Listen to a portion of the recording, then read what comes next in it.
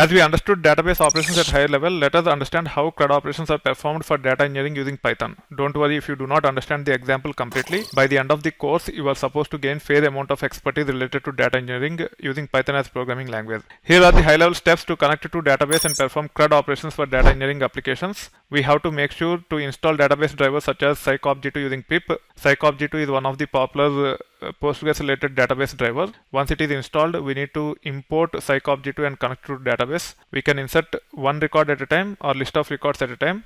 After inserting the records, we need to make sure to commit. When it comes to data engineering applications, we have to insert multiple records at a time, which is also called as batch inserts. Also, to just validate whether the data is loaded properly or not, we'll get data from table into the result set. We'll iterate through the result set and print. Once all the database operations are performed, we'll make sure to close the database connection. Before getting into the steps highlighted here, let's clean up the users table because we have created earlier and we have populated the table with some data. To keep it clean, I'm just using the earlier approach where I am using %SQL magic command to truncate the table. Once the table is truncated, let me actually first install psycopg2, then we will actually take it further. So in this case, this is the command which you can use to install psycopg2. As it is already installed, it is just throwing this message. You have to import as part of your Python code.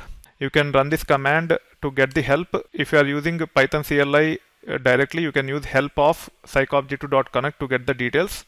You can see that you can pass the database related information using these properties, DB name or database to pass the database name, user for username, password for password, host for host, port for port. Let me create the user object. It is of type tuple and it has 5 elements: first name, last name, email ID, user role and created date. This is the query. This is how the query string will look like. You have to specify all the columns as part of the circular brackets, and for each and every column as part of values clause in circular brackets, you have to set %s like this. As we have 5 columns here, I have %ss5 here. Now we should be able to create the connection with Postgres database by passing host, port, database name, username and password like this. Then we should be able to create a cursor. So we have to establish the connection to the database. We have to create a cursor using the connection. Then we can use cursor.execute by passing the query string. So this query is nothing but query string.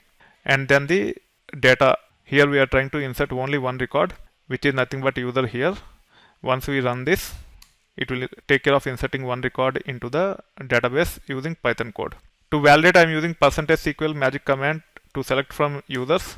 And you can see that there are no records here. The reason why there are no records is because when we use Python, especially with psycopg2, by default, the transactions are not committed.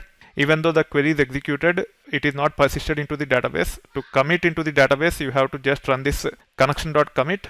Now it will take care of persisting that one record into the database permanently. Now if you run this select star from users, you should be able to see the record. You can also insert many records in one shot. In this case, I am creating a object called as users with 4 elements in it. Users is of type list and it has 4 elements. Each element is of type tuple. So any object which is there as part of the circular brackets is of type tuple. Any object which is part of square brackets like this is called as list. So this list object have 4 tuples. The query string doesn't change significantly from the earlier one. As we are trying to insert only 4 columns for each record, we have only 4 columns as part of the columns clause here, and also as part of the values clause we have only 4 %s here. Now I can run this. To insert many records in one shot using the list users, I just have to use execute many instead of execute. Earlier I have used execute to insert one record. Now I am using execute many to insert many records in one shot.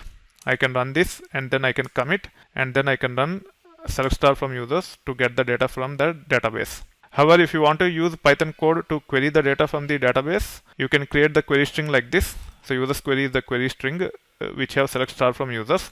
Cursor.execute of users query will take care of executing the query for us, and it will create a cursor pointing to the results in the memory. You can iterate through the cursor like this and you should be able to print the user, and you should be able to see each and every record as a tuple with all the elements in it. For dates and timestamps, it automatically converted into Python date and timestamp. That's why you are seeing date as like this and timestamp like this. Once we are done with all the database operations, we need to ensure that the cursor and connection are closed by running these pieces of code. This is how we typically perform database related operations as part of the data engineering applications. This is a very simplified example. We have to take care of a lot more complex transformations before loading into the data. We will get into those details as part of the database programming modules after going to the collections in detail at a later point in time.